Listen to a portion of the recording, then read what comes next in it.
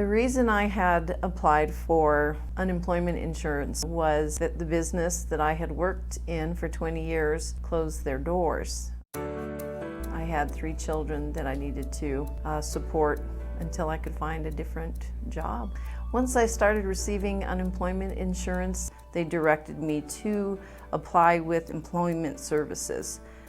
I believe it's mandated that if you're on unemployment, you have to register with employment services. And that's the greatest thing that the state has, is to see that you, while they're helping you with unemployment, they're going to help you find another job. The DES caseworker was fantastic. She referred me to other services that were available to me to help myself get back on my feet and possibly a career change. She had referred me to NACOG, which was Northern Arizona Council of Governments, a work-study program that I had entered that was eventually very beneficial. I got a phone call from NACOG one day, and it was the caseworker for Yavapai County, and she asked me if we would be willing to take a volunteer into our program. So when I first met Terry, I did an interview with her to make sure she'd be a good fit for our division. And when I met her, I thought, okay, yeah, she's really going to work for us. And she did really well. So her 6 months ran up, and of course I was really bummed out because not only is she a great worker, but she has that sincerity about her as a person that I think is important for DES to have.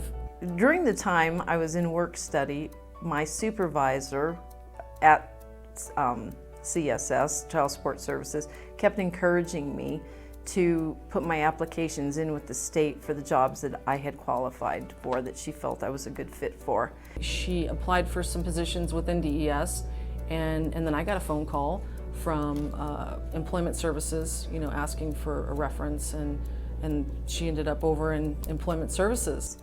And that was just, I can't even describe it. That was just wonderful to be able to get off of unemployment, and it was good.